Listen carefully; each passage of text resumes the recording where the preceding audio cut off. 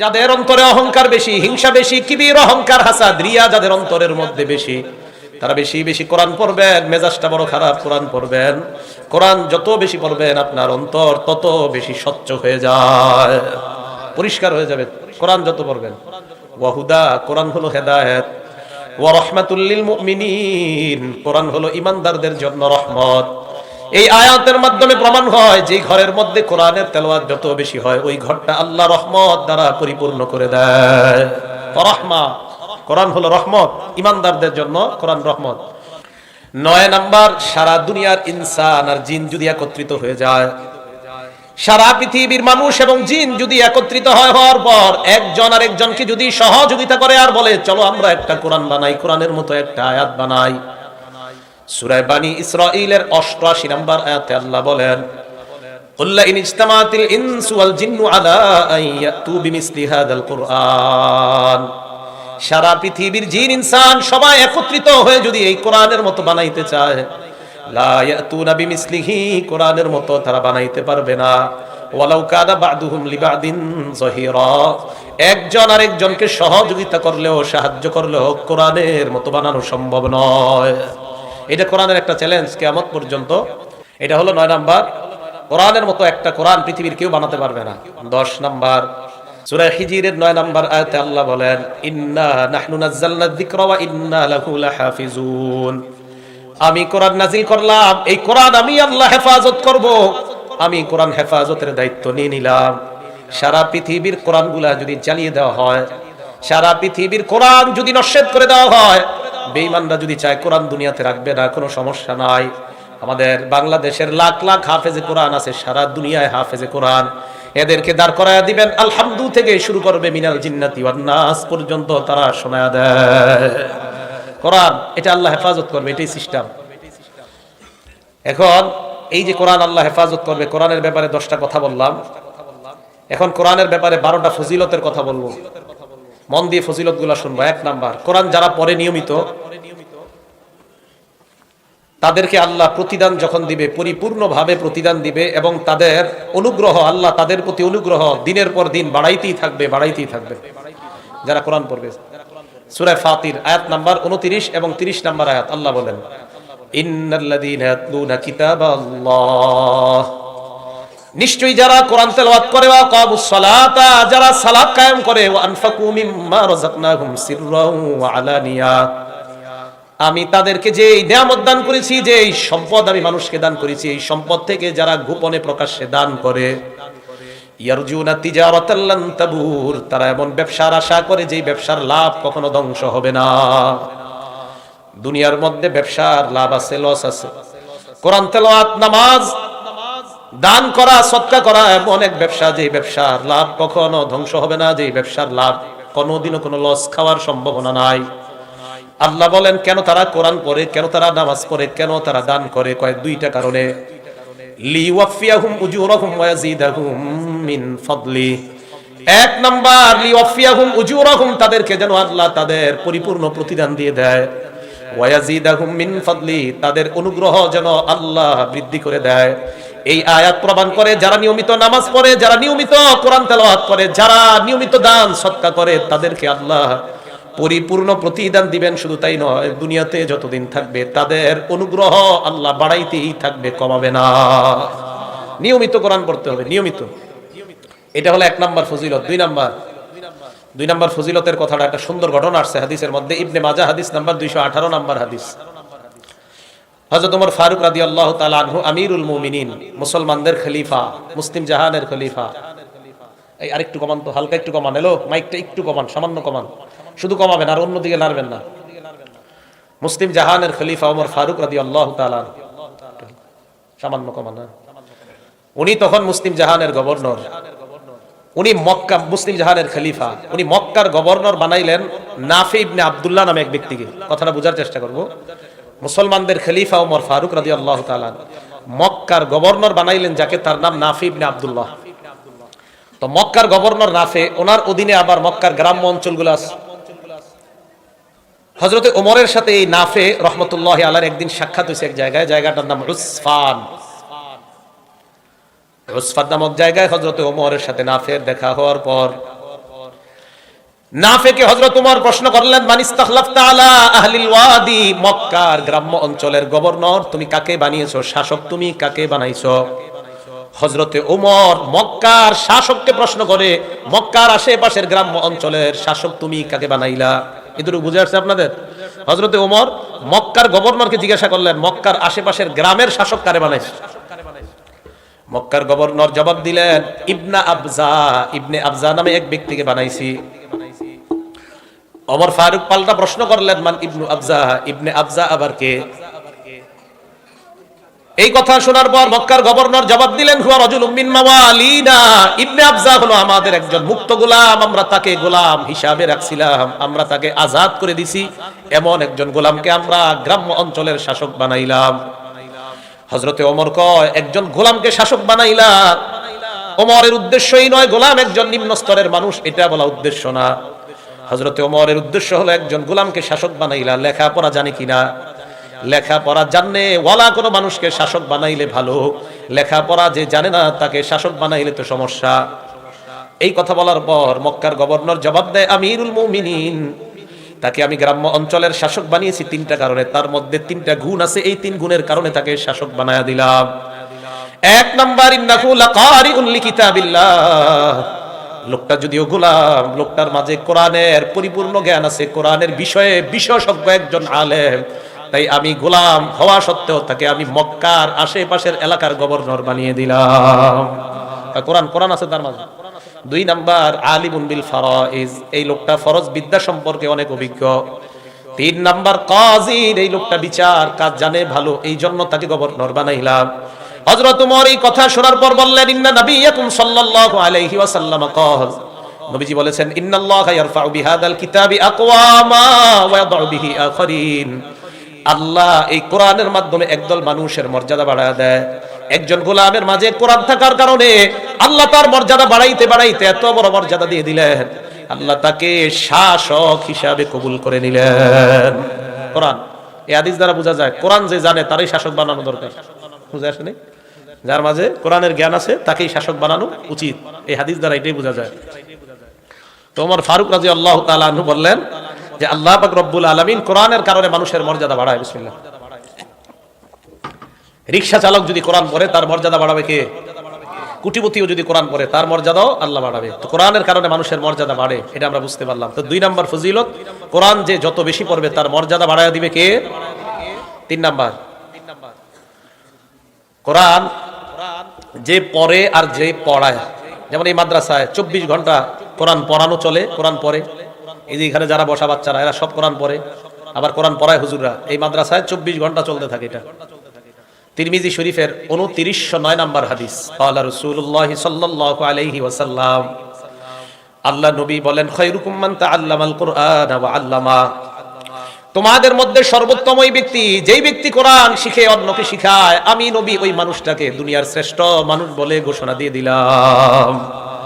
তাহলে কি বোঝা যায় হাদিস দ্বারা? এই মাদ্রাসার মধ্যে যে ছাত্রগুলা সর্বক্ষণিক কোরআন পড়ে তাদের মর্যাদা আছে না নাই? আবার যারা পড়ায় তাদের মর্যাদা আছে না নাই? তাহলে কওমি মাদ্রাসা নিয়ে মাইকের সামনে কিছু বলতে আগে কওমি মাদ্রাসা সম্পর্কে জানার প্রয়োজন, এরপর বলা দরকার। না যাই না মিম্বরের সামনে যদি বইসা আপনি কওমি মাদ্রাসা নিয়ে মন্তব্য করেন, আগে জানতে হবে এখানে কি হয়। আল্লাহ বলেন, ওয়ালা তাকফু মা লাইসা লাকা বিহি ইলম, তোমার যে বিষয়ে জ্ঞান নাই ওই বিষয়ে কথা বলবা না। তিরমিজির বর্ণনা 2314 নম্বর হাদিসে আল্লাহ নবী বলেন, ইন্নার রাজুলা লা ইয়াতাকাল্লামু বিল কালিমা লা ইয়ারা বিহা বাসান ইয়াহউই বিহা 70 খরিফান ফিন্নার, মানুষ মাঝে মাঝে এমন উল্টাপাল্টা কথা বলে, না যাই না কথা বলে কি বলে এটা নিজেও জানে না। মাইক পাইলেই ভিতরে পুঁজি না থাকলে এটা বলতে হবে সেটা বলতে হবে, কওমি মাদ্রাসায় এই আছে সেই আছে বইলা কাটায়া দেয়।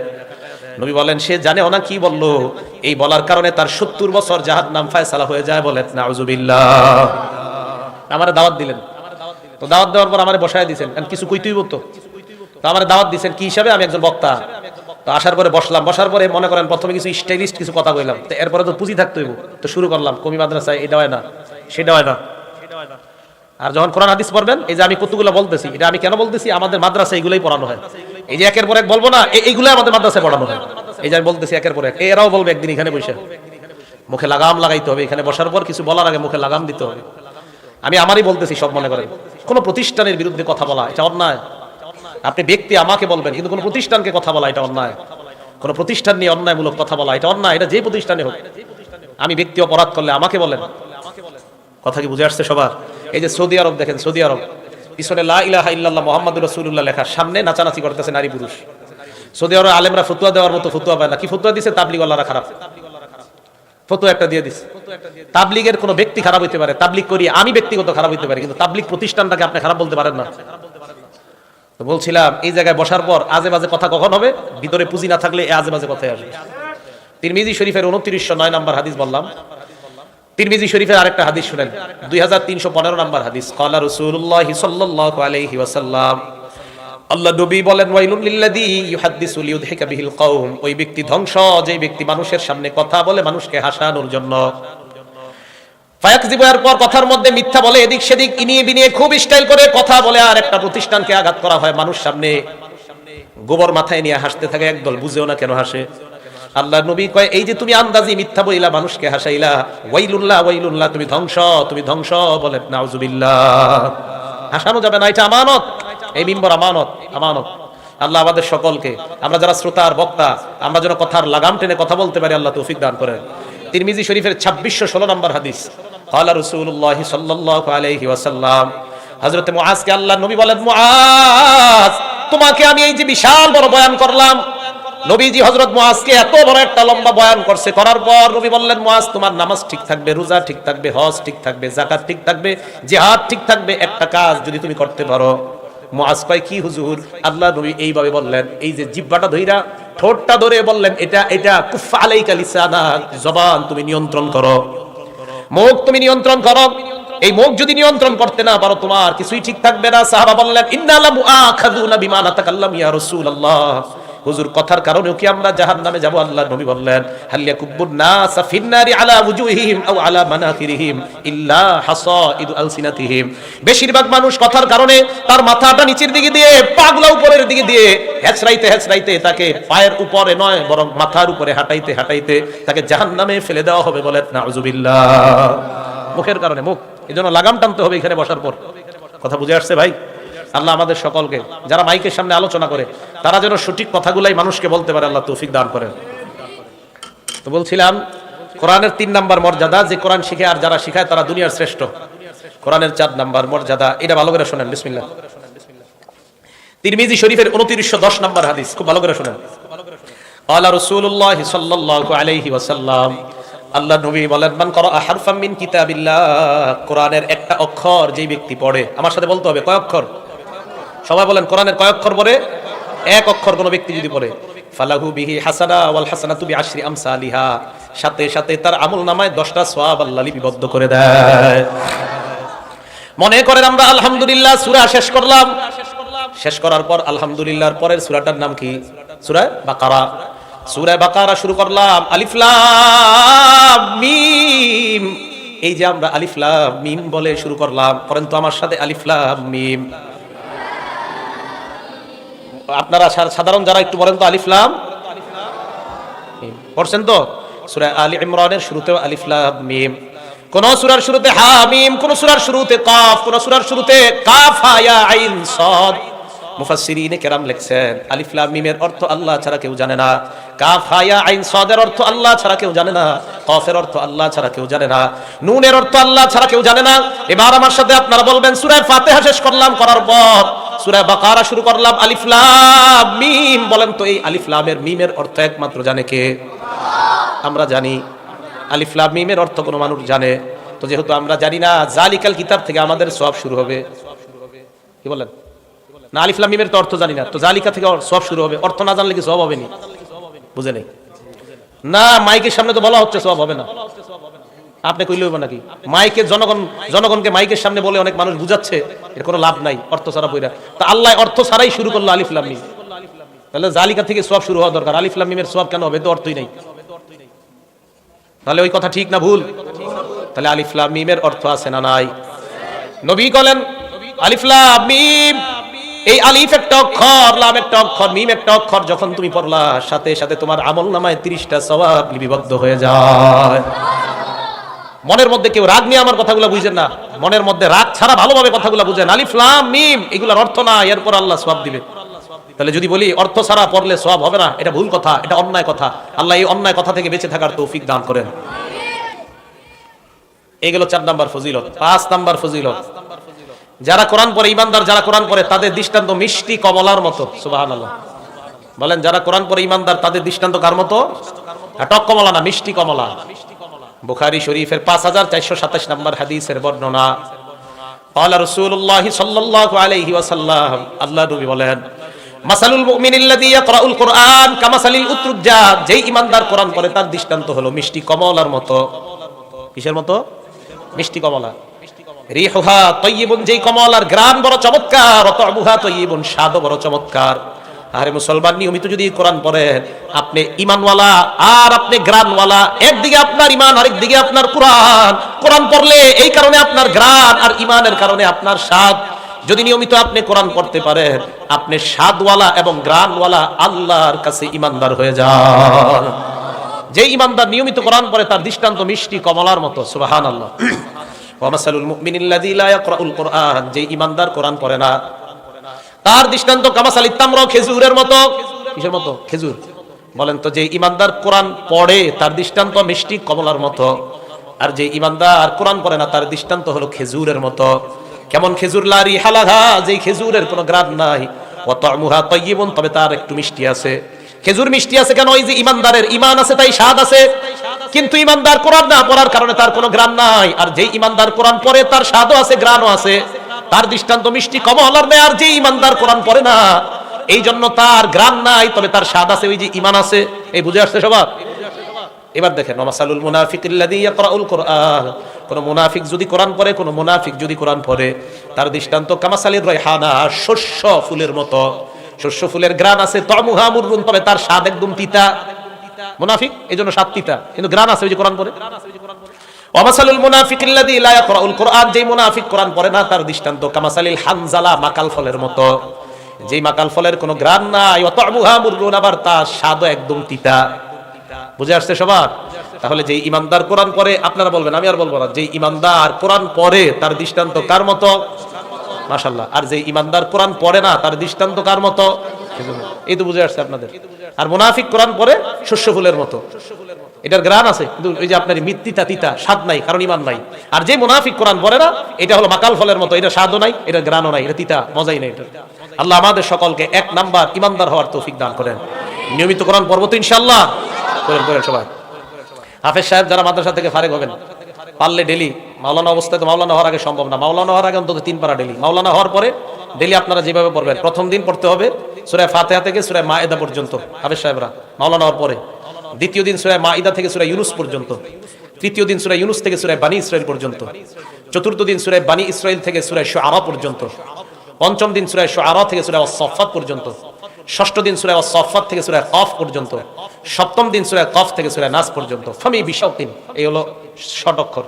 ফা মিম, ফা দিয়ে সূরা ফাতিহা, মিমে সূরা মায়েদা, ইয়া সূরা ইউনুস, বিশাউকিন বায়ে সূরা বানি ইসরাইল, শিরে সূরা শুআরা, শাউকিন কফে শাও ওয়াও ওয়াও ওয়াও আস-সাফফাত, কফে সূরা কফ, আর শেষে সূরা নাস পর্যন্ত। এটা হলো হাফেজ সাহেবরা মাওলানা হওয়ার পরে। সাধারণ পাবলিকরা যদি পারেন তা তো অনেক ভালো, ডেইলি যদি আপনি পারেন এরকম প্রথম দিন সূরা মায়েদা, এটা হলো 7 মঞ্জিলে কোরআন খতম। কয় মঞ্জিলে? মুফতি ফজলুল হক আমিন সাহেবের নাম শুনছেন সবাই? মরার আগ পর্যন্ত এই 7 দিনে এক খতম কোরআন শরীফ পড়তেন। 69 বছর বয়সে মারা গেছে, এই মরার আগ পর্যন্ত এইভাবে 7 মঞ্জিলে খতম করতেন। ওনার ব্যাপারে আসছে যে ওনার মতো এত কিতাব মোতালা করার মতো মানুষ বাংলাদেশে আছে কিনা, উলামায়ে কেরাম একমত এই লোকটাও 7 দিনে এক খতম কোরআন শরীফ পড়ে। আর ওনার মাওয়াইজে মুজাহিদি মিল্লাতের মধ্যে আসছে ওনার ব্যাপারে, জেলখানায় 4.5 মাসে ডেইলি এক খতম কোরআন শরীফ পড়ছে। হ্যাঁ, যে বুঝাইতে চাইলাম, যদি পারেন 7 দিনে এক খতম, না পারলে 3 পারা করে 10 দিনে এক খতম। আর মুসলমান আমরা যারা সাধারণ আছি 40 দিনে এক খতম কোরআন পড়া উচিত সব মুসলমানের। নিম্নে 40 দিনে এক খতম কোরআন শরীফ পড়া উচিত সব মুসলমানের। ঘরে কতদিন যে কোরআন পড়েন না অনেকের জানাও নাই। আল্লাহ আমাদের সকলকে প্রতিনিয়ত কোরআন পড়ার তৌফিক দান করেন। কোরআনের 5 নাম্বার ফজিলত বললাম, কোরআনের 6 নাম্বার ফজিলত, আমরা যখন কোরআন পড়ব, কোরআন পড়ার সময় মনে করবো আল্লাহ তো আমার তেলাওয়াত শুনে। কোনো মানুষ যদি আশেপাশে নাও থাকে, ওই সময় মনে করতে হবে ফেরেশতারা আমার তেলাওয়াত শুনতেছে। কারা শুনতেছে বলেন তো?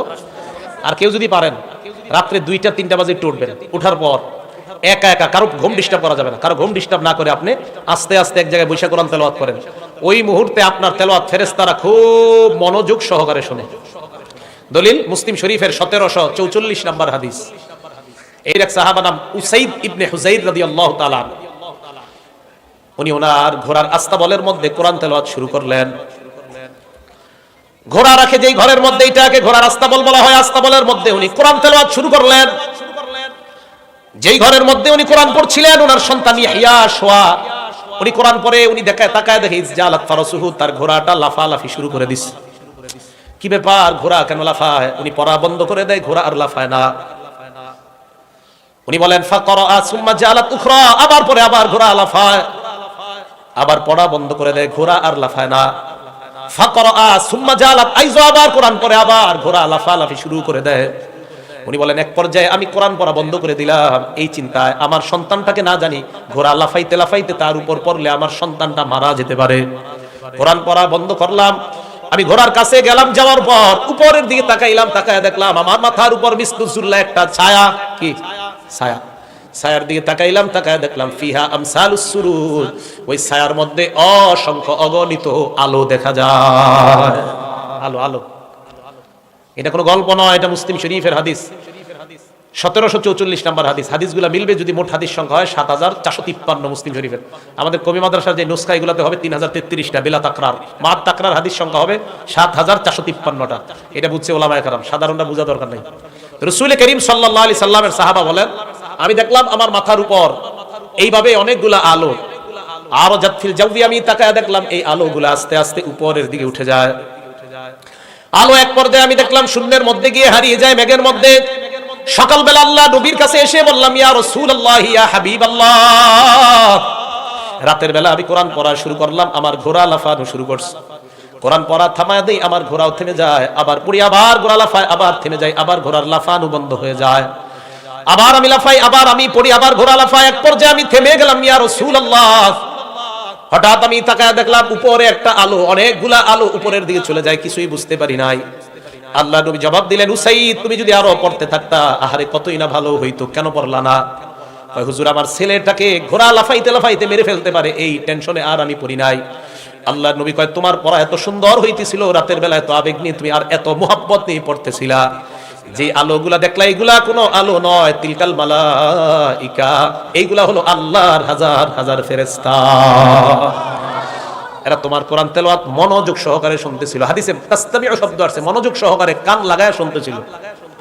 তো আপনারা কেউ যদি পারেন রাত্রে এরকম 2টা-3টার দিকে খুব মনোযোগ সহকারে কোরআন পড়া, এই আমলটা যদি পারেন করেন, আল্লাহ তৌফিক দান করেন।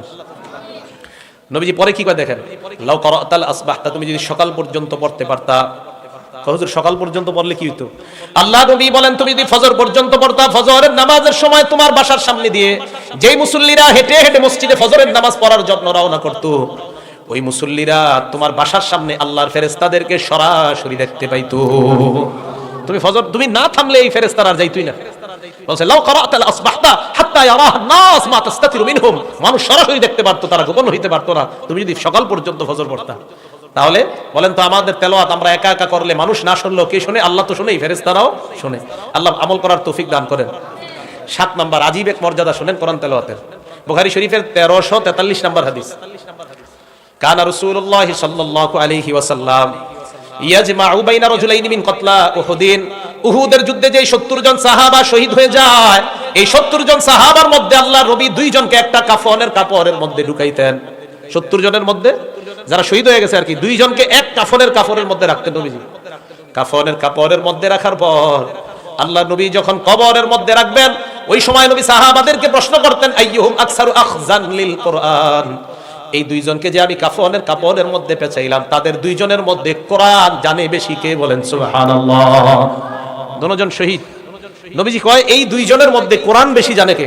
আপনারা বিশ্বাস করেন এই হাদিসটা যখন আমি পড়ি অনেকক্ষণ থেমে থাকি যে কি বলে এই জায়গায় 2 জন শহীদ এক কাফনের কাপড়ে এক কবরে নবীজি দাফন করবেন, ওই জায়গায় নবী প্রশ্ন করতেছে 2 জনের মধ্যে কোরআন পারে বেশি কে? ওনারা কিন্তু 2 জন মারা গেছে। সাহাবারা বলতেন হুজুর ওই জন, মানে ইঙ্গিত করতেন ফাইদা উশিরা ইলা আহাদিহিমা, একজনের জন্য যখন দেখায় দিতেন হুজুর 2 জনের মধ্যে ওই ব্যক্তি কোরআন পারে বেশি, আল্লাহ নবী তার লাশটাকে আগে কবরের মধ্যে গুরুত্ব দিতেন। বলেন সুবহানাল্লাহ। তাহলে বলেন কোরআন ওয়ালার মর্যাদা আছে না নাই? 8 নাম্বার কোরআনের মর্যাদা, আমাদের দুনিয়ার মধ্যে আমরা বলি ওমকে প্রধানমন্ত্রীর আস্থাভাজন, ওমকে প্রধানমন্ত্রীর কাছাকাছি থাকে, ওমকে আমাদের মেয়রের কাছাকাছি, এই জাতীয় কথা আমরা বলি কি বলি না? বলেন তো সারা দুনিয়ার বাদশাদের বাদশাকে, আরো জোরে বলেন কে? এখন আমি আপনাদেরকে বলি, আমরা যদি আল্লাহর কাছাকাছি হইতে পারি, এটা আমাদের লাভ কি লাভ না? দুনিয়ার মধ্যে মানুষ পরিচয় দেয় আমি অমুকের অনেক কাছাকাছি, আমরা আজকে থেকে পরিচয় দিব আমরা আল্লাহর কাছাকাছি। রাজি আছেন সবাই? ইবনে মাজার 215 নম্বর হাদিসের বর্ণনা, আল্লাহর নবী বলেন ইন্না লিল্লাহি আহলিনা মিনান নাস, আল্লাহর নবী বলেন মানুষের মধ্যে কিছু মানুষ আছে এমন যারা আল্লাহর পরিবারভুক্ত। সুবহানাল্লাহ। কার পরিবার? আল্লাহ। সাহাবারা কয় হুজুর এটা আবার কি বললেন? আল্লাহর আবার পরিবার কারা? নবীজি জবাব দিলেন আহলুল কোরআন হুম আহলুল্লাহি ওয়া খাসাতুহু, যারা কোরআন পড়ে এই কোরআনওয়ালারা হলো আল্লাহর পরিবার এবং আল্লাহর বিশেষ আস্থাভাজন। মনে রাখবেন আপনাদের মধ্যে যারা কোরআন যত বেশি পড়বেন ওই ব্যক্তি আল্লাহর তত কাছাকাছি হয়ে যাবেন। যারা কোরআন যত বেশি পড়বো তারা আল্লাহর তত কাছাকাছি হয়ে যাবে। এটা যে বলেন উলামায়ে কেরামের মধ্যে যারা কোরআন বেশি পড়বে তারা আল্লাহর কাছাকাছি হয়ে যাবে। ফজলুল হক আমিনী সাহেবরে দেখতাম, ওনার এক কথা আর 1 লক্ষ আলেমের এক কথা, ওনার এক কথায় পুরো বাংলাদেশ কাইপা পুরো দুনিয়া কাইপা যেত। এক কথা কেন? পরে বুঝছি হুজুরের কোরআনের সাথে এত বেশি সম্পর্ক ছিল, তাই ওনার এক কথার ওজন হইতো 1 কোটি মানুষের কথার ওজন। পিছে কে আছে সামনে কে আছে দেখতো না, কথা একটা বলতো বাস বাবা, পুরো দুনিয়া এটা নিয়ে তোলবার হয়ে যেত। তো বুঝলাম কেন জানেন? ওই কোরআনের সাথে সম্পর্ক ছিল বেশি, কথার ওজন মর্যাদা, আল্লাহর কাছাকাছি লোক তো মর্যাদা দিয়ে দিতে। ওলামায়ে কেরাম ঠিক না হুজুর কথাগুলো? ওলামায়ে কেরাম বলতে পারবে যে ওনার কথার কত দাম ছিল, কত পাওয়ার ছিল।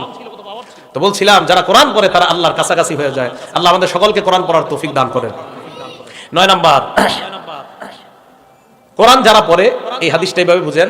আবু দাউদ শরীফের 4843 নম্বর হাদিস, ক্বালা রাসূলুল্লাহ সাল্লাল্লাহু আলাইহি ওয়াসাল্লাম, আল্লাহ নবী বলেন ইন্না মিন ইজলালিল্লাহ ইকরামাদিস শাইবাতিল মুসলিমি ওয়া হামিলিল কোরআন ওয়া ইকরামাদিস সুলতানিল মুকসিদ। 3 ব্যক্তিকে সম্মান করা। জোরে বলেন কয়জনকে সম্মান করা? 1 নাম্বার সাদা দাড়িওয়ালাকে সম্মান করা। সাদা দাড়িওয়ালা মুরব্বী মসজিদের মধ্যে আসছে, হইতে পারে তার কারণে একটু সমস্যা হতে পারে, মুরব্বীরা অনেক সময় নিজের ব্যালেন্স ঠিক রাখতে পারে না। আল্লাহ নবী কয় এই মুরব্বীকে যদি সম্মান করতে পারো, সাদা দাড়িওয়ালাকে সম্মান করা। 2 নাম্বার ওয়া হামিলিল কোরআন, কোরআনওয়ালাকে সম্মান করা। 3 নাম্বার ওয়া ইকরামাদিস সুলতানিল মুকসিদ, ইনসাফগার ন্যায়পরায়ণ শাসককে সম্মান করা। 1 নাম্বার সাদা দাড়িওয়ালাকে সম্মান করা, 2 নাম্বার কোরআনওয়ালাকে সম্মান করা, 3 নাম্বার ন্যায়পরায়ণ শাসককে সম্মান করা। এই 3 জনকে সম্মান করা মানে আল্লাহ নবী কয় আল্লাহকে সম্মান করা। সাদা দাড়িওয়ালাকে সম্মান করা মানে আল্লাহকে সম্মান করা। হাফেজে কোরআনকে সম্মান করা মানে আল্লাহকে সম্মান করা। ন্যায়পরায়ণ শাসককে সম্মান করা মানে আল্লাহকে সম্মান করা। আমি আপনাদের কাছে জানতে চাই, বলেন আজকে থেকে হাফেজে কোরআন সাদা দাড়িওয়ালা তাদেরকে সম্মান করব কি করব না? তাহলে মাদ্রাসার হাফেজে কোরআনদের সম্মান আছে না নাই? এলো 9 নম্বর মর্যাদা। 10 নম্বর মর্যাদা যে হাফেজে কোরআন, আবু দাউদ শরীফের 1464 নম্বর হাদিসের বর্ণনা, ক্বালা রাসূলুল্লাহ সাল্লাল্লাহু আলাইহি ওয়াসাল্লাম, আল্লাহ নবী বলেন ইউকালু লি সাহিবিল কোরআন, কোরআনওয়ালাকে কিয়ামতের ময়দানে বলা হবে ইকরা ওয়ারতাকি, পড়ো আর চড়ো, মানে ওঠো, পড়ো আর ওঠো উপরে। ওয়ারাত্তিল কামা কুনতা তুরাত্তিলু ফিদ দুনিয়া, তুমি আস্তে আস্তে পড়ো, যেমন দুনিয়ায় ধারাবাহিকভাবে আস্তে আস্তে কোরআন পড়তা। কোরআন আস্তে আস্তে পড়বে না, কোরআন পড়তে পড়তে কিছু আশ্চর্য জায়গায় যাবেন, যাওয়ার পর থামবেন, চিন্তা করবেন। আব্দুল্লাহ ইবনে আব্বাস এবং আব্দুল্লাহ ইবনে মাসউদ বলেন, এই তোমরা কোরআনের যেসব আশ্চর্য জায়গা, ওই সব জায়গায় তোমরা থেমে যাও। তিফু মিন আজাইবিহি ওয়া হাররিকু বিহিল কুলুবা, কোরআনের আশ্চর্য জায়গাগুলোতে তোমরা থেমে যাও আর এইগুলা দিয়ে তোমরা অন্তরকে একটু নাড়াচাড়া করাও। আল্লাহ এখানে জাহান্নামের কথা কেন বললেন এগুলো একটু ভাবো। তো বলছিলাম নবীজি সাল্লাল্লাহু আলাইহি সাল্লাম বলেন কিয়ামতের ময়দানে হাফেজে কোরআনকে আল্লাহ বলবে তুমি পড়ো আর উপরে ওঠো, ফা ইন্না মানজিলাকা ইনদা আখিরি আয়াতিন তাকরাউহা, তুমি ওই পরিমাণ পর্যন্ত উঠতে থাকো, তোমার শেষ সীমানা হলো কোরআনের শেষ আয়াত, যেখানে গিয়ে তুমি পড়া শেষ করবা ওটাই হবে তোমার সর্বোচ্চ আসন। বলেন সুবহানাল্লাহ। পড়তে পড়তে শেষ আয়াত, হাফেজে কোরআন আলহামদুলিল্লাহ বলে শুরু করবে, মিনাল জিন্নাতি ওয়ান নাস পর্যন্ত গিয়ে থামবে, এটাই হবে তার সর্বশ্রেষ্ঠ মর্যাদা। বলি সুবহানাল্লাহ। তাহলে বলেন তো হাফেজে কোরআনের মর্যাদা কয় হাজার তালা? 6000, 6666 আর কত করবেন? 6236। কত? 6236 আয়াত। এটাই কোরআনের মূল আয়াত সংখ্যা, সঠিক সংখ্যা। হ্যাঁ 6236, 66 আর কইেন না, 6666 দুর্বল বর্ণনা, সহি বর্ণনা 6236, এটাই সহি বর্ণনা। হ্যাঁ তো কোরআনের আয়াত সংখ্যা 6236, এটা কিন্তু সঠিক আয়াত সংখ্যা। আজ যাওয়ার পর আপনারা গুইনা নিয়ে আজকে গুইনেন, দেখবেন 6236টা হবে।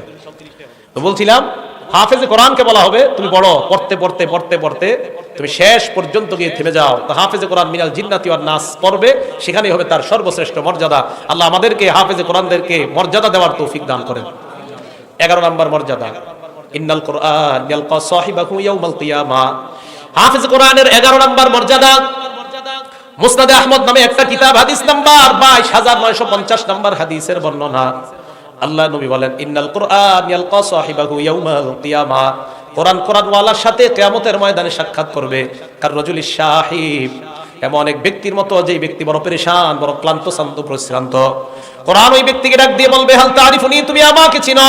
ওই ব্যক্তি জবাব দিবে, না, তোমাকে আমি চিনি না। কোরআন বলবে, আনা সাহিবুকাল কোরআন, আমি হলাম তোমার দুনিয়ার সাথী আল কোরআন। আল্লাযী আজমাতুকা ফিল হাওয়াজির, আমি দুনিয়ার দিনের বেলা তোমারে খাইতে দেই নাই, মানে রমজান মাসের দিনের বেলা তোমারে খাইতে দেই নাই। ওয়া আসহারতু লাইলাতাক, রমজান মাসে রাতের বেলা তোমাকে ঘুমাইতে দেই নাই। কোরআনওয়ালার ফায়াতুল মুলকু বিয়ামিনিহি, তার ডান হাতের মধ্যে জান্নাতের বাদশাহী দিয়ে দেওয়া হবে, বলেন সুবহানাল্লাহ। ওয়া ইয়াতুল খুলদা বিয়াসারিহি, তার বাম হাতের মধ্যে জান্নাতের চিরস্থায়ী বাদশাহীর একটা পাশনামা দিয়ে দেওয়া হবে। ডান হাতে বাদশাহী, বাম হাতের মধ্যে চিরস্থায়ী থাকার একটা পাশনামা। ওয়া ইউদাউ আলা রাসিহি তাজুল ওয়াকার, হাফেজ কোরআনের মাথায় সম্মানের মুকুট পরায় দেওয়া হবে। হাফেজ কোরআনের মা বাবাকে 2 জোড়া কাপড় পরায় দেওয়া হবে। তারা বলবে, বিমা কুসিনা হাদিহি, আমাদেরকে কেন এই পোশাক পরানো হলো? আল্লাহর পক্ষ থেকে জবাব দেওয়া হবে, লিআখজি ওয়ালাদিকুমাল কোরআন, তোমাদের সন্তান কোরআন ধারণ করার কারণে আমি আল্লাহ তোমাদেরকে এই মর্যাদা দান করে দিলাম। তাহলে হাফেজে কোরআন তার বাবা মায়ের মর্যাদা আছে না নাই? আল্লাহ আমাদের সকলকে হাফেজে কোরআনদের মর্যাদা যেন আমরা সবাই দিতে পারি, আল্লাহ তৌফিক দান করেন। 12 নম্বর মর্যাদা, এটা কিতাব আছে সহিহ ইবনে হিব্বান, এই কিতাবের 124 নম্বর হাদিস। ক্বালা রাসূলুল্লাহ সাল্লাল্লাহু আলাইহি ওয়াসাল্লাম, আল্লাহ নবী বলেন, আল কোরআনু শাফিউন, কোরআন হলো সুপারিশকারী। মুশাফফা, এমন সুপারিশকারী যার সুপারিশ কবুল করা হবে। মাহিল, কোরআন হলো বিতর্ককারী, মুসাদ্দাক, যার বিতর্ক গৃহীত হবে, তার সুপারিশ কবুল করে আল্লাহ ওই কোরআনওয়ালাকে জান্নাতের মেহমান বানায় দিবে, বলেন সুবহানাল্লাহ। এই হলো কোরআনের 12টা মর্যাদা। আগে হলো 10টা কোরআন থেকে জানলাম, এই 12টা, 10 আর 12 কত হয়? 22। এখন 7টা বিষয় গুরুত্বপূর্ণ, যেটা আমাদের সকলের জানা খুব জরুরি। বিশেষ করে মাদ্রাসার ছাত্র সবাই শোনো, হাফেজে কোরআন যারা আছে সবাই শোনো, মন দিয়ে শোনো। 7টা বিষয় সবার জন্য জরুরি। 1 নাম্বার, কোরআন নিয়ে গবেষণা করা। কি করা? তো মিম্বর থেকে বলা হচ্ছে, বাইকের সামনে বলা হচ্ছে, কওমি মাদ্রাসার ছাত্ররা গবেষণা করে না। এরা কি করে? এরা কোরআন পড়ে, কিছু বুঝে না, এই কথা কয়। আমি আপনাদেরকে বলি, ইহদিনাস সিরাতাল মুস্তাকিম, এরপরে কি? এরপরে কি? সিরাত। ছাত্ররা থামো, ছাত্ররা থামো, অন্যরা বলেন ইহদিনাস সিরাতাল মুস্তাকিম, এর পরে কি? সিরাত। কেন তল্লাজিনা কেন হবে? তুল্লাজিনা হবে না? তুল্লাজিনা হবে না? তিল্লাজিনা হবে না? কেন হবে না? আপনাদেরকে কে বলছে হবে না? এই জায়গায় যদি জবর না দিয়ে জের দিত, আপনি তো তখন কইতেন জের ছাড়া হবে না। যদি এই জায়গায় জের না দিয়ে পেশ দিত, তো বলতেন পেশ না দিলে হবে না। জবর কে দিয়ে দিছে, আপনারা বললেন জবর না দিলে হবে না। কেন হবে না বলেন? জের জবর পেশ তিনটাই দেওয়ার অধিকার আমি রাখি, কেন দিতে পারবো না বলেন? বলতে পারবেন না, পারবেন না, আসলে পারবেন না বলতে। এই তয়ের উপরে কেন জবর হবে? এই জবরটা কেন হবে? এই যোগ্যতা অর্জন করা হয় মাদ্রাসার ছাত্রদেরকে প্রথম 4-5 বছর। 4-5 বছর তাদেরকে আরবি ব্যাকরণের উপর যোগ্যতা অর্জন করানো হয়। অর্জন করার পর 5 বছর পর তার হাতে কোরআন দেওয়া হয়। বলেন তো কোরআনের ভাষা বাংলা না ফার্সি? হ্যাঁ, এই জন্য মাদ্রাসার একটা ছাত্রকে কোরআন দেওয়ার আগে তাকে 4 বছর 5 বছর আরবির উপর যোগ্যতা করানো হয়। যোগ্যতা অর্জন করার পর তাকে কোরআন দেওয়া হয়। কোরআন দেওয়ার পর 30 পারা কোরআন তাকে অনুবাদ পড়িয়ে দেওয়া হয়। এরপর 30 পারা কোরআনের অনুবাদ করার পর আরেকটু উপরে উঠলে তাকে একটা কিতাব দেওয়া হয়। কিতাবটার নাম তাফসিরে জালালাইন। এই তাফসিরে জালালাইন কিতাবটা আরবি কোরআন, আবার আরবি ব্যাখ্যা, এটা বাংলা না, আরবি টু আরবি, আরবি টু আরবি, আরবি টু আরবি তাফসীর। যেমন আল্লাহ বলেন, ওয়ায়াকুলুনা মাতা হাযাল ওয়াদু, আল্লাহ বলেন ওয়ায়াকুলুনা মাতা হাযাল ওয়াদু, এটার আরবি তাফসীর হলো মাতা ওয়াদুল হাশরি। কিছুই বুঝেন নাই। আল্লাহ এই আয়াতে বলে কখন কিয়ামত হবে, এটা আল্লাহ বুঝাইতে চায়। আমাদের ছাত্রগুলোকে 5 বছর 4 বছর আরবির উপর যোগ্যতা অর্জন করার পর এরপর তাদেরকে কোরআন দেওয়া হয়, এরপর তাদেরকে আরবি টু আরবি তাফসীর দেওয়া হয়। এরপর মেশকাত জামাতে মানে দাওরায়ে হাদিস, এই বছর পরে মাওলানা হওয়ার আগের বছর তাদেরকে একটা কিতাব দেওয়া হয়। এই কিতাবটার নাম হলো তাফসিরে বাইজবি। এই তাফসিরে বাইজবি আপনাদের সাধারণ পাবলিকের সামনে যদি দেই, আপনি পড়ার সময় আপনার দাঁত কয়টা থাকবে আর থাকবে না আমার জানা নাই। এই তাফসিরে বাইজবি যদি দেই, কারণ এটার মধ্যে জের জবর কিছু নাই। ওই যে বললেন তয়ের উপরে জের আছে, কিন্তু এই কিতাবে জের জবর কিছু নাই, তখন কই যাবেন? এই তাফসির আমাদের ছেলেদেরকে মাওলানা হওয়ার আগের বছর পড়ানো হয়। মাওলানার বছর বুখারী শরীফের মধ্যে কিতাবুত তাফসির অধ্যায় পড়ানো হয়। আলহামদুলিল্লাহ এই অধ্যায়টা পুরাটা আমি পড়াই। তা আমি জানি ছাত্রদেরকে কি পড়াই। তো ছাত্রদেরকে আমি তো পড়াচ্ছি।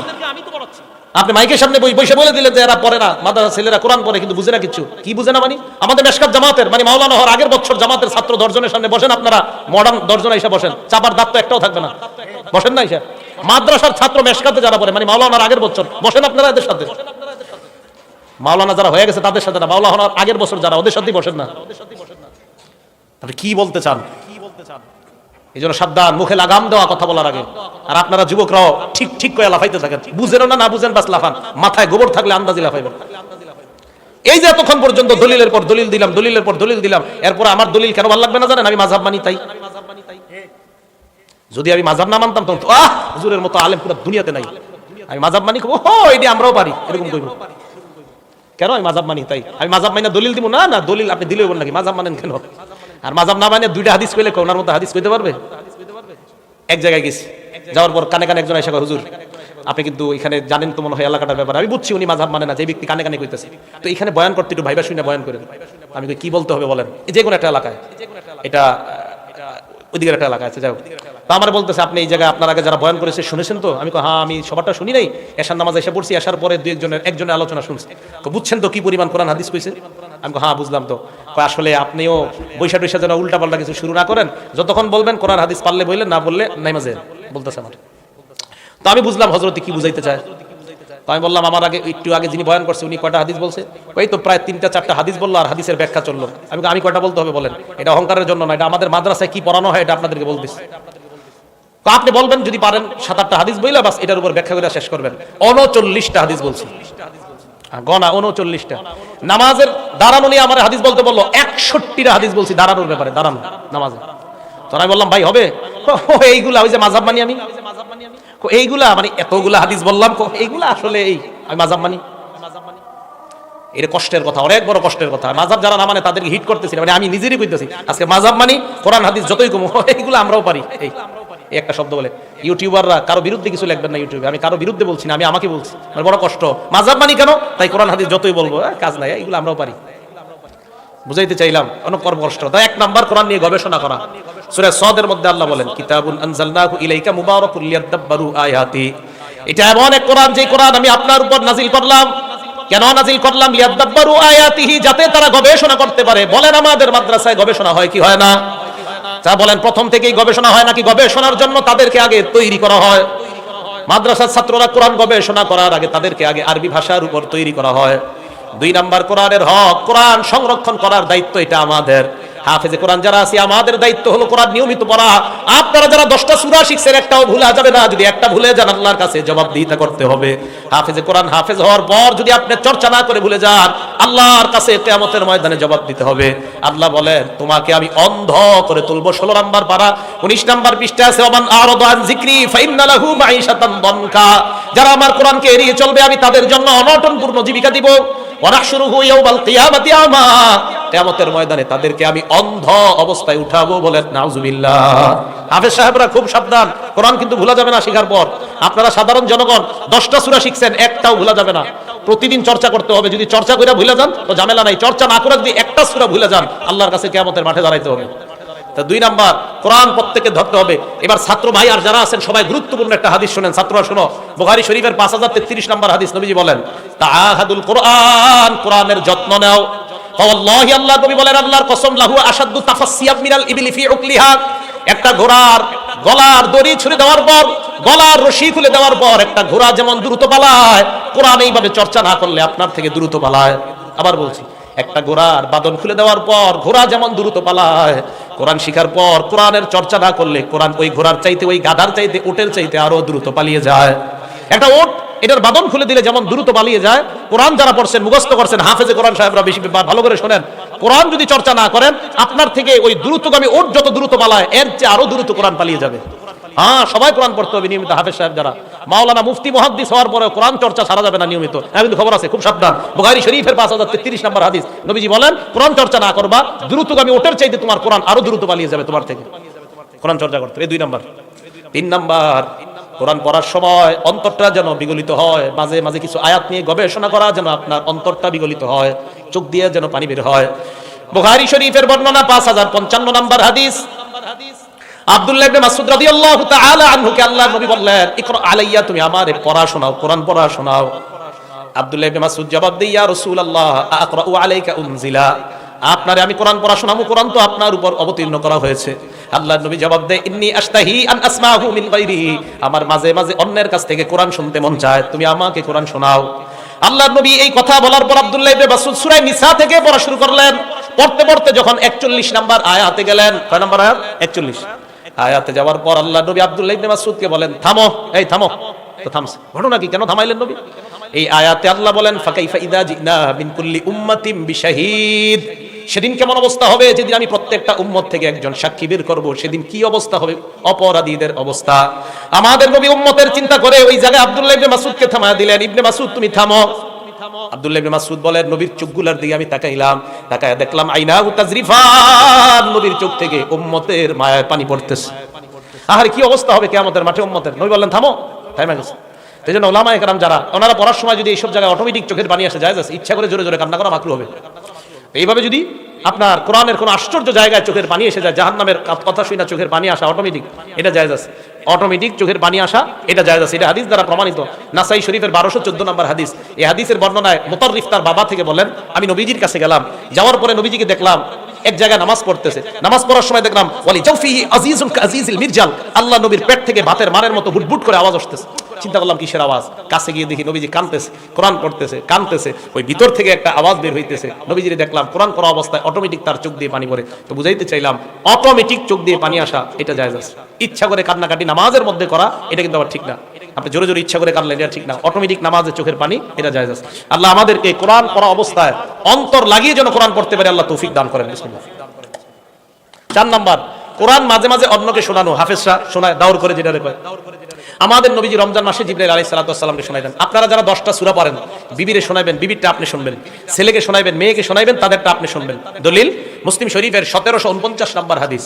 ক্বালা রাসূলুল্লাহ সাল্লাল্লাহু আলাইহি ওয়াসাল্লাম, আল্লাহ নবী বলেন, উবাই ইবনে কাবকে বলেন, উবাই তুমি বসো, আমি তোমারে কোরআন পড়া শোনাবো। সুবহানাল্লাহ। নবী তার সাহাবারে কোরআন শোনাবেন। হযরত উবাই কয়, হুজুর আমারে কোরআন পড়ে শোনাইবেন। কয়, ইন্নাল্লাহ আমারনি আন আকরা আলাইকা, আল্লাহ আমাকে আদেশ করছে তোমার যেন কোরআন পড়ে শোনাই। উবাই ইবনে কাব কয়, ইয়া রাসূলুল্লাহ আল্লাহু সাম্মানি, হুজুর আল্লাহ আমার নাম নিছে, আল্লাহ আমার নাম নিছে। কয়, হ্যাঁ আল্লাহ তোমার নাম নিয়ে বলছে তোমারে যেন কোরআন পড়া শোনাই। হুজুর আল্লাহ আমার নাম নিছে? হ্যাঁ তোমার নাম নিয়ে বলছে আমি যেন তোমারে কোরআন পড়া শোনাই। হযরত উবাই কান্নাকাটি শুরু করলেন। কি বোঝা যায় মুসলমান, উবাই ইবনে কাব ওনার কোরআনের সাথে অনেক বড় সম্পর্ক ছিল, তাই উবাইয়ের নাম আমার আল্লাহ তার কুদরতি মুখে উচ্চারণ করে দেয়। আমাদের নবী তার সাহাবাকে কোরআন শোনাইছে, তা আমরা মাঝে মাঝে অন্যকে কোরআন শোনাইব। 5 নাম্বার, কোরআন পরিত্যাগ করা যাবে না। বলেন আমার সাথে, বলেন আমরা মৃত্যু পর্যন্ত কোন অবস্থাতেই কোরআন পরিত্যাগ করব না। ভাই কথাটা সবার মনে থাকবে। সূরা ফুরকানের 30 নম্বর আয়াতে আল্লাহ বলেন, ওয়া ক্বালার রাসূলু ইয়া রাব্বি ইন্না কওমি ইত্তাখাযু হাযাল কুরআনা মাহজুরা। কিয়ামতের ময়দানে আল্লাহ নবী আল্লাহর কাছে নালিশ করবে, মাবুদ আমার সম্প্রদায় কোরআন অবজ্ঞা করেছে, কোরআন পরিত্যাগ করেছে, কোরআন তারা বর্জন করেছে। এই জন্য মুসলমান কোরআন কোনো অবস্থাতেই পরিত্যাগ করা যাবে না। কোরআন পড়বেন, নিয়মিত পড়বেন, একটা লাইন হলেও পড়বেন, কোরআন খুলে খুলে একটা পৃষ্ঠা হলে নিয়মিত পড়ার চেষ্টা করবেন। 5 নাম্বার গেল। 6 নাম্বার, কোরআন যথেষ্ট সঠিক ব্যক্তির কাছ থেকে শিখবেন। যাদের পড়া অশুদ্ধ তাদের কাছে বেশি বেশি শিখবেন, নাকি জোরে বলেন। তো এখন আপনারা আমি দেখি অশুদ্ধ যার পড়া যত বেশি এই লোকদের কথা আপনারা বেশি শোনেন। কোরআন পড়া একদম অশুদ্ধ বলতে আমাদের বক্তব্যের ছাত্রদের সামনে অশুদ্ধ। মক্তবের যে ছেলেটা আলিফ বা শুরু করছে ওর সামনেও কোরআন পড়া অশুদ্ধ, এমন কিছু মানুষ আছে। এদের থেকে আপনারা কোরআন নিতে চান কেন? নবীজি সাল্লাল্লাহু আলাইহি সাল্লামের বুখারী শরীফের হাদিস মনে রাখবেন, 4999 দিনা কল দেন আপনারা, 4999 নম্বর হাদিস বুখারী শরীফের। খুজুল কুরআন মিন আরবা, 4 জন থেকে তোমরা কোরআন শিখবা। নবীজির জামানায় সাহাবারা অনেকে কোরআন পড়ে, এরপরে নবী তাদের মধ্যে বললেন 4 জনকে তোমরা কোরআন শিখার ক্ষেত্রে গুরুত্ব দিবা। 1 নাম্বার মিন আব্দুল্লাহ ইবনে মাসউদ, আব্দুল্লাহ ইবনে মাসউদ থেকে কোরআন শিখবা। 2 নাম্বার ও সালিম, 3 নাম্বার ও মুআজ ইবনে জাবাল, 4 নাম্বার ওয়া উবাই ইবনে কাব রাদিয়াল্লাহু তাআলা আনহুম। 1 নাম্বার আব্দুল্লাহ ইবনে মাসউদ রাদিয়াল্লাহু তাআলা আন, ওনার ব্যাপারে একটা কথা মনে আসছে, বলে ফেলি। সিয়ারে আলামিন নুবালার মধ্যে আছে আব্দুল্লাহ ইবনে মাসউদ একদিন নামাজ পড়তেছে, আমাদের নবী পাশ দিয়ে যাইতেছে। তো পাশ দিয়ে যাওয়ার সময় আব্দুল্লাহ ইবনে মাসউদের নামাজ দেখে নবী থেমে গেছে। আবু বকর আসছে, ওমর আসছে, নবীজি কয় চুপ চুপ থামো থামো, তো থামাইছে দুজন। নবীজি আব্দুল্লাহ ইবনে মাসউদের কোরআন শুনতেছে, আবু বকর শুনতেছে, হযরত ওমর শুনতেছে, উনি নামাজের মধ্যে কোরআন তেলাওয়াত করতেছে। মন দিয়ে শুনেন। আল্লাহর নবী কয় জানুনি ইবনে মাসউদ যেইভাবে কোরআন পড়তেছে আল্লাহ কোরআনটা এইভাবেই নাজিল করছে, এইভাবে কোরআন নাজিল করছে। তাও যথেষ্ট সহি শুদ্ধ পড়নেওয়ালা যারা, তাদের কাছ থেকে কোরআন শেখার চেষ্টা করবো, আল্লাহ তৌফিক দান করেন। এগুলো 6 নাম্বার। 7 নাম্বার, কোরআন শিক্ষা করার ফজিলত আমরা অন্যের কাছে বর্ণনা করব। কোরআনের আয়াত শিক্ষা করলে কি ফজিলত, এই ফজিলত আমরা সবাই অন্যের কাছে আমরা বয়ান করব। আবু দাউদ শরীফের 1456 নাম্বার হাদিস, নবী সাল্লাল্লাহু আলাইহি সাল্লাম সাহাবাদেরকে একদিন বললেন, তোমাদের কেউ কি এটা পছন্দ করো আকিক এবং বুতহান এই দুই বাজারের মধ্যে যাবা? মদিনার দুইটা বাজার, একটা বাজারের নাম আকিক আর একটা বাজারের নাম বুতহান। আল্লাহর নবী বললেন তোমরা কি এই দুই বাজারের মধ্যে যাইবা? একটা হলো আকিক আর একটা হলো বুতহান। এই দুই বাজারের মধ্যে যাওয়ার পর ফায়াখুযুনা আকাতাইনে কাউমা ওয়াইনে জাহরা ওয়াইন, তরুতাজা সুন্দর বর্ণের দুইটা উটনি তোমরা ক্রয় করে আনবা। এমন তোমরা কারা কারা চাও? সাহাবারা কয় হুজুর আমরা সবাই তো চাই এমন দুইটা উট আনার জন্য, তবে আমাদের তো সামর্থ্য কম। এই কথা বলার পর আল্লাহর নবী বললেন তোমরা এক কাজ করবা, মসজিদের মধ্যে যাইবা, যাওয়ার পর ফাতাআল্লামু আয়াতানি মিন আয়াতিল্লাহ, আয়াতাইনি মিন আয়াতিল্লাহ, কোরআনের দুইটা আয়াত তোমরা শিক্ষা করবা। দুই আয়াত। তোমরা মাদ্রাসায় যাও, মসজিদে যাও, কোরআনের দুইটা আয়াত শিক্ষা করবা। দুইটা সুন্দর বর্ণের উটনি তোমাদের সম্পদ হওয়া, এটা তোমাদের কাছে যেমন আনন্দের। কোরআনের দুইটা আয়াত যদি শিখতে পারো, ওই দুইটা দামি মর্যাদা সম্পন্ন উটনির চাইতে বেশি সম্পদ তুমি অর্জন করে নিলা। এরপর নবী বলেন ওয়া ইন সালাস ফাসালাস, তিনটা আয়াত শিখলে তিনটার চাইতে বেশি। এই হাদিস দ্বারা বোঝা যায় কেউ যদি 100টা আয়াত শিখে মদিনার বুতহান আর আকিক বাজারের 100টা উটনি ক্রয় করলে তার যেমন সম্পদ হবে, 100টা আয়াত যদি কেউ শিখতে পারে এর চাইতে বেশি সম্পদের মালিক আল্লাহ তাকে বানায়া দেয়। এই হলো কোরআনের 7 নাম্বার। আমরা আমাদের দায়িত্ব অন্যকে আমরা কোরআনের ব্যাপারে বলবো, তাহলে 7টা বিষয় মনে রাখবো। 1 নাম্বার কোরআন নিয়ে গবেষণা করা। 2 নাম্বার কোরআন হেফাজতের জন্য আমরা যে কোরআনের যেটুকু অংশ পারি অতটুকু অংশ নিয়মিত চর্চা করা, ভুলে না যাওয়া। 3 নাম্বার কোরআন পড়ার সময় অন্তরটা যেন বিগলিত হয়। 4 নাম্বার কোরআন অন্যকে শোনানো। 5 নাম্বার কোরআন পরিত্যাগ না করা। 6 নাম্বার কোরআন সঠিক ব্যক্তির কাছ থেকে শিক্ষা করা। 7 নাম্বার কোরআন শিক্ষার ব্যাপারে অন্যকে উৎসাহিত করা, কোরআনের আয়াতের কি মর্যাদা এগুলা অন্যকে জানায়া দেওয়া। এই মোট 29টা ব্যাপার আলোচনা করলাম। প্রথম 10টা, এরপর 12টা 22টা, এরপর 7টা 29টা। এই 29টা কোরআনের ব্যাপারে আমরা জানার পর আমি আপনাদেরকে যতটুকু বুঝাইতে চাইলাম সেই বোঝানোটা হলো এই, কোরআন শিখা এটা যেমন ছোটবেলা থেকে শুরু করতে হবে, কোরআনের গবেষণাটা শুরু করতে হবে মোটামুটি একটা যোগ্যতা হওয়ার পর। এই যোগ্যতার পর থেকে কোরআনের গবেষণা শুরু করা এবং কোরআন সংরক্ষণ করার জন্য কোরআন ভুলে যাওয়া যাবে না। আল্লাহ পাক রব্বুল আলামিন আমাদের সকলকে কোরআন ধারণ করা, কোরআন লালন করা, কোরআনের উপর আমল করার তৌফিক দান করেন। কোরআন নিয়ে যেন আমরা কবরে যাইতে পারি, কিয়ামতের ময়দানে কোরআনের শাফাত নিয়ে যেন আমরা জান্নাতের মেহমান হতে পারি, আল্লাহ তৌফিক দান করেন। আমিন ওয়া আখিরু দাওয়ানা আনিল হামদুলিল্লাহি রাব্বিল আলামিন। আসসালামু আলাইকুম ওয়া রাহমাতুল্লাহি ওয়া বারাকাতুহু।